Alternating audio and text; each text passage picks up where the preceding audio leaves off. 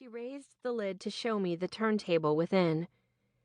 "We never use this thing," Thule said, "but the ghost does." "It plays records?" I asked. "It used to, until it figured out how to work the TV."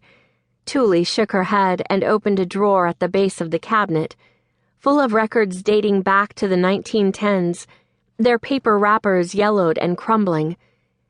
"We'd hear this scratchy music in the middle of the night and have to come cut it off. Always these old records. This big band stuff. It happened a few times. It stopped after the TV went to flipping itself on instead."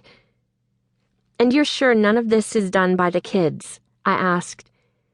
"Not after the other things I've seen, and not after that night I came here and saw the TV switching channels all by itself, just clicking through one after another. I turned it off, but I didn't tell nobody about it, not for a while." "What else have you seen in here?" "That's the main things that have happened." Thule led us through the open double doors into a small library, the shelves crammed full of old volumes and small statues. Leather-upholstered chairs flanked the little brick fireplace, and a thickly piled ornate rug covered most of the hardwood floor. "Books sometimes fly off the shelves. Makes a racket." The library ceiling had 2 large green stains, and the rug below it was discolored in the same areas. "More of the strange leaks from non-existent pipes?" I asked, and Thule nodded. The next set of double doors was closed.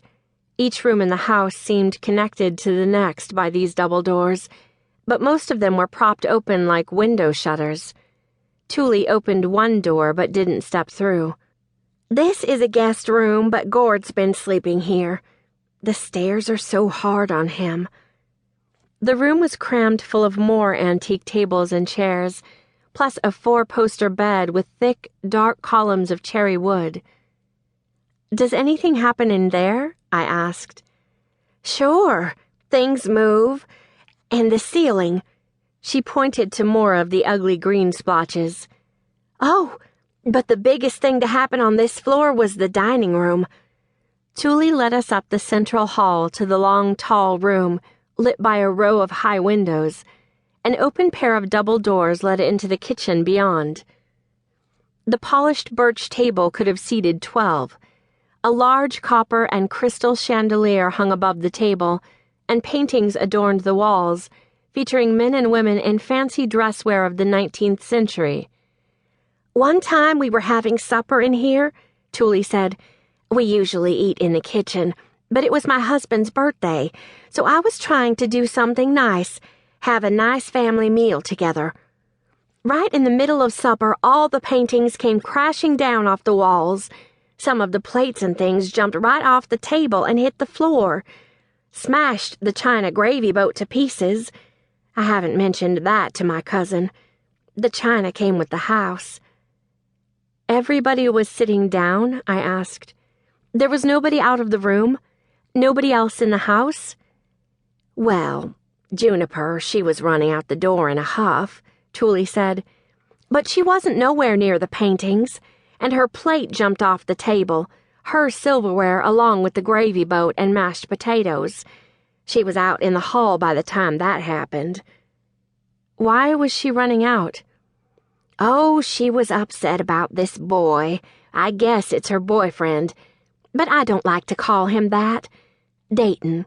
He's 15, for one thing, 2 years older than her, and goes to high school, and Junie's just going into the 8th grade in the fall. And he dresses like a thug, wears his sunglasses indoors, and he always smells like cigarettes. I mean, he's a bad kid." "So you were fighting about her boyfriend?" I asked.